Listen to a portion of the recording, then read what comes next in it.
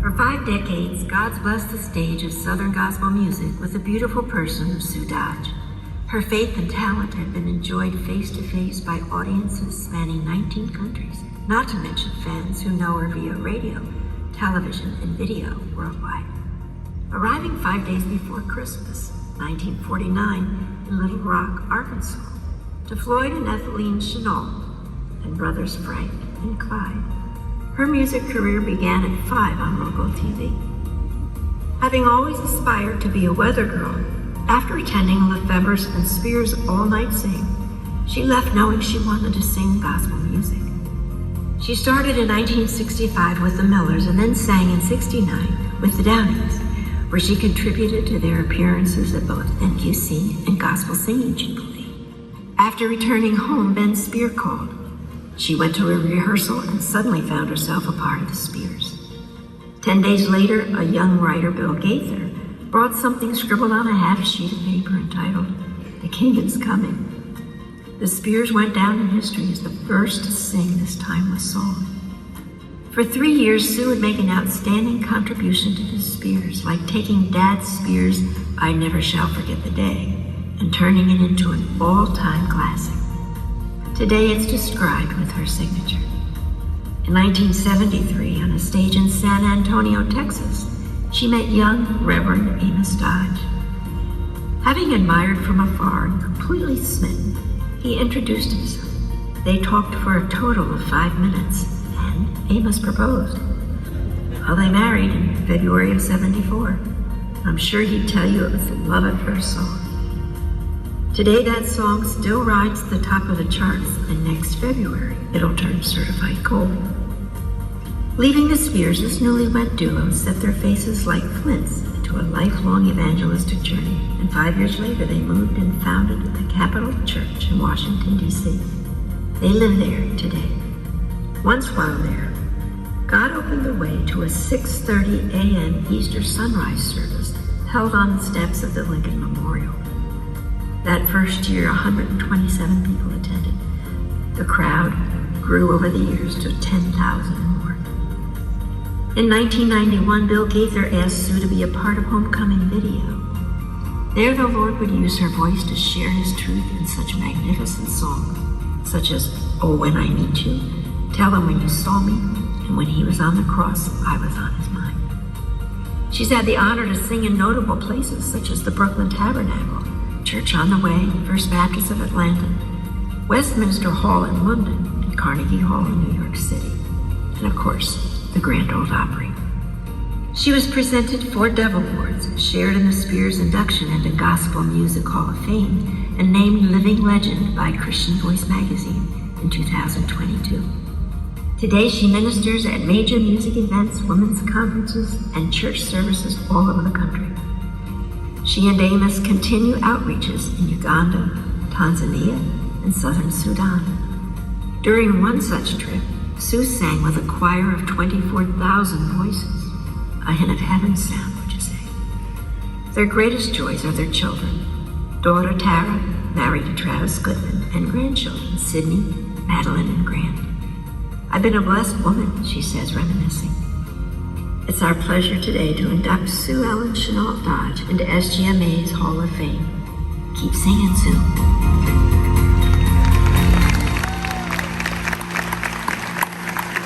Please greet our SGMA President, Arthur Rice, inductee Sue Dodge, her husband Amos, daughter Tara and Travis Goodman, grandchildren Grant and Madeline, special guest Shane Roark, as well as her brother Clyde, Kathy, and Gordon Lutz. Miss Sue Dodge.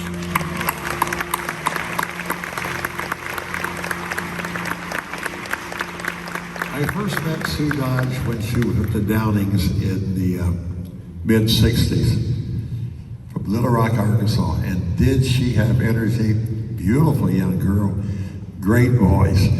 And man, that voice would peel the paint off the wall. You listen when she sang. So much fun. Later on, she joined the Spear family, and you talk about a major contribution to the songs of Bill and Gloria Gaither. She and the Spears sang so many of our songs. I can remember when we first wrote The King is Coming, and we took it down to Brock's house, and I went to it the first time. They took that all over the world. We'll be forever grateful to you, Sue, for what you did there. And then when she got married to Amos, what a delightful guy, a preacher, good-looking guy. And they had two great kids. And Gloria and I did a lot of traveling with the two of them. They're good folks to be around. When the video started, when we started doing tracks of those great convention tunes, when I had a tune like, oh, when I meet you, or I never shall forget the day, you knew you had to have Sue to do that. The first one we did at the Ryman Auditorium, all of the greats were there, and the Spear family sang, I never shall forget the day. And they sang it again and again and again. Somebody said they went by the Ryman the other night and she was still singing. The folks loved it. Nobody could get to a crowd like Sue could. So Sue, this is a special night for you. Congratulations on being the first inductee to the Southern Gospel Music Hall of Fame, class of 2023. Proud of you.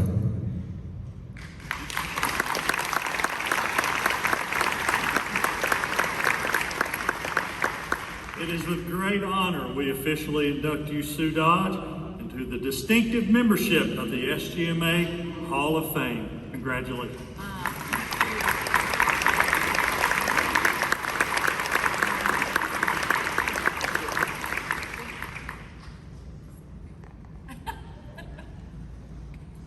Thank you. Thank you.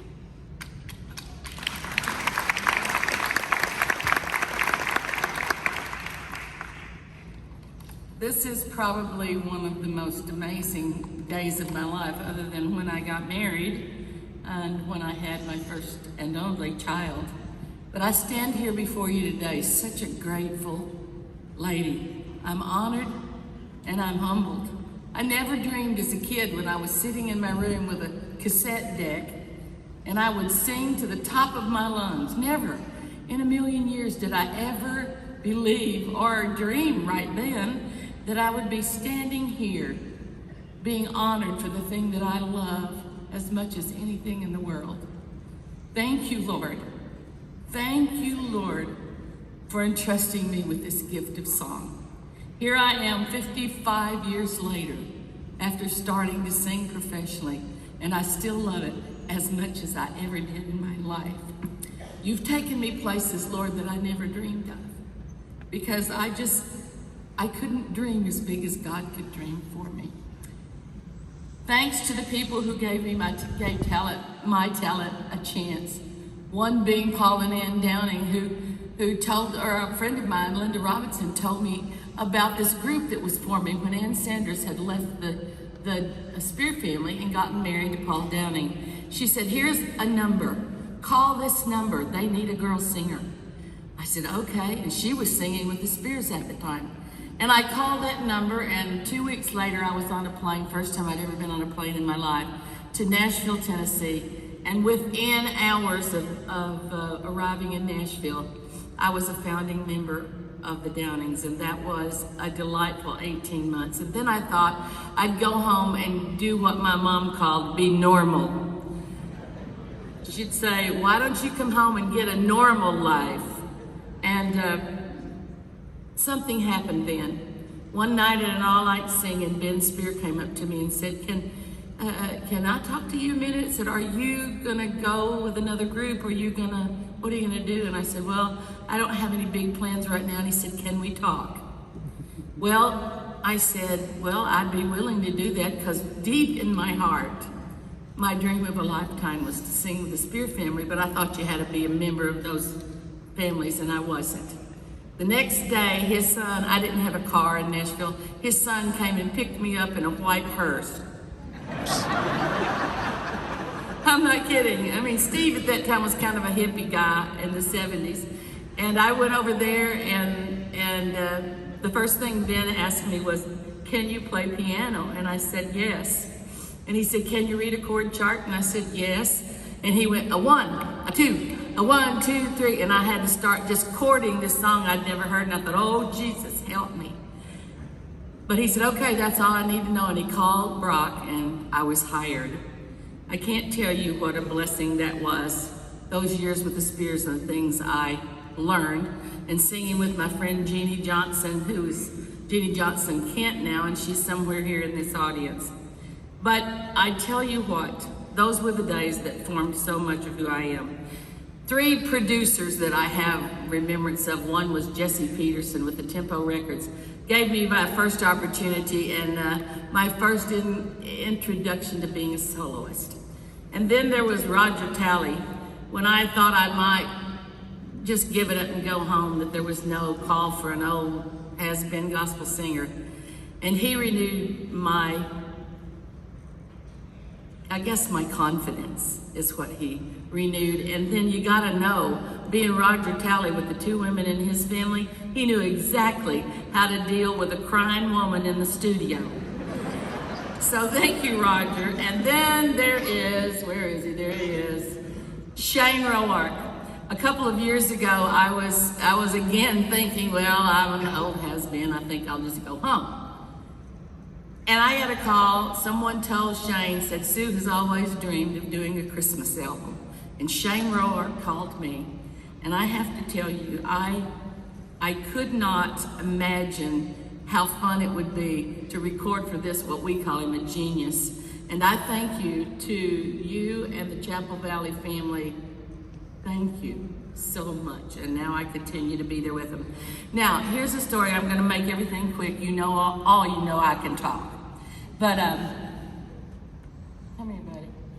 This is my brother. There were 3 of us in our family.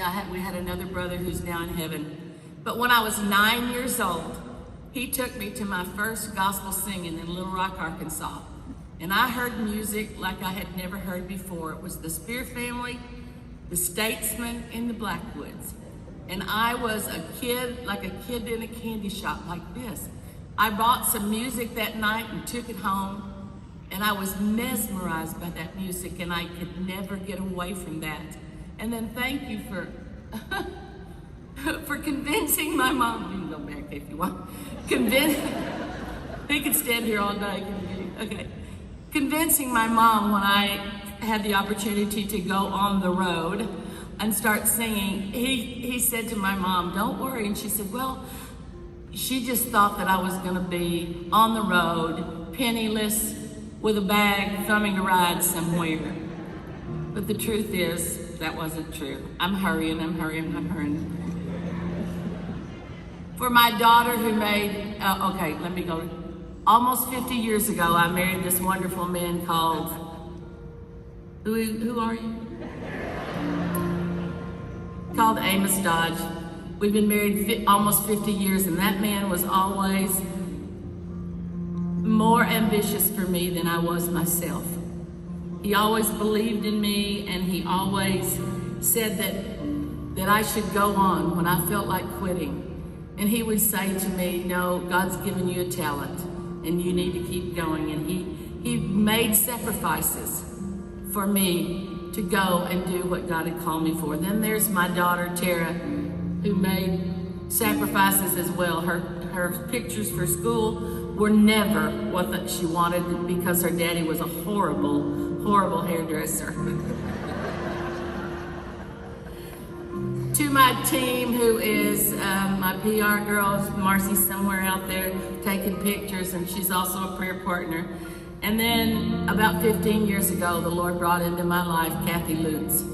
And she has been the most faithful, loving, caring sidekick that you could ever imagine. She just is my brain. And her husband, Gordon, who promotes me, protects me, and one of the best things he ever did was introduce me to his wife. I was just a small town kid with a big voice, a big smile, and a bigger God. God did everything in my life to lead me to this point. Everything in my life, I say, has God's hand and God's plan stamped upon it. I remember one time hearing Mahalia Jackson say when she was asked, why do you sing gospel when you have such great talent? And in the times when I had an opportunity to sing secular, I remembered that. And here was what her answer was, and it's mine today. This talent that I have been given is a God-given talent, and the least I can do is give it back to Him.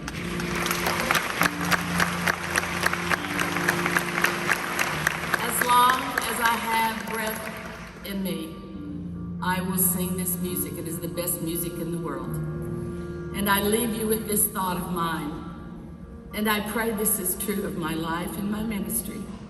I know, Greater Vision, God wanted me to sing. I wasn't going to do this.